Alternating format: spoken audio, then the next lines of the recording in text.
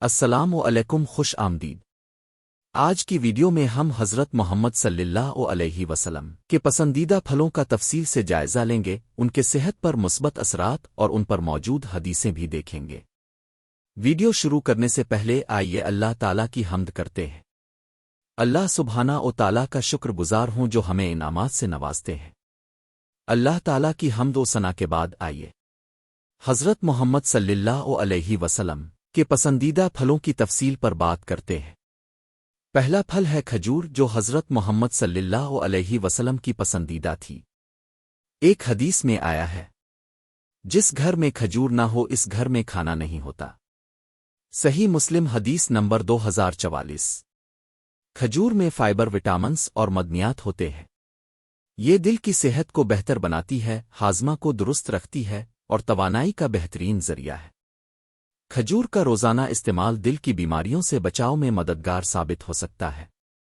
دوسرا پھل ہے انار۔ حضرت محمد صلی اللہ علیہ وسلم نے فرمایا، انار کھاؤ، یہ پیٹ کے لیے مفید ہے اور نظام ہاضمہ کو صاف کرتا ہے۔ صحیح مسلم حدیث نمبر 2037۔ انار میں وٹامن سی، اینٹی آکسیڈنٹس اور فائبر پایا جاتا ہے۔ یہ دل کی صحت کو بہتر بناتا ہے، جلد کی حالت کو بہتر کرتا ہے اور کینسر کے خطرے کو کم کرتا ہے۔ انار کے جوس کا استعمال بھی صحت کے لیے فائدے مند ہوتا ہے۔ تیسرا پھل ہے انگور۔ حضرت محمد صلی اللہ علیہ وسلم نے فرمایا، جنت میں انگور کا پھل ہے جو تمہارے لیے لذت اور فائدہ مند ہے۔ صحیح مسلم حدیث نمبر 2025۔ انگور میں وٹامن سی، وٹامن کے اور اینٹی آکسیڈنٹس ہوتے ہیں۔ یہ دل کی بیماریوں سے بچاؤ، خون کی روانی کو بہتر بنانے اور جلد کو تندرست رکھنے میں مدد دیتا ہے۔ انگور کا روزانہ استعمال بھی جسمانی صحت کے لیے اچھا ہے۔ چوتھا پھل ہے زیتون۔ حضرت محمد صلی اللہ علیہ وسلم نے فرمایا، زیتون کا تیل کھاؤ اور اس سے جسم پر مالش کرو کیونکہ یہ بابرکت درخت سے ہے۔ ابن ماجہ حدیث نمبر 3310۔ زیتون میں monounsaturated fats, antioxidants اور وٹامن سے بھرپور ہوتا ہے جو دل کی بیماریوں سے بچاؤ، کولیسٹرول کو کم کرنے اور جلد کی صحت کو بہتر بنانے میں مددگار ہے۔ یہ پھل نہ صرف حضرت محمد صلی اللہ علیہ وسلم کی پسندیدہ تھی بلکہ یہ ہمارے صحت کے لیے بھی بے شمار فوائد رکھتے ہیں۔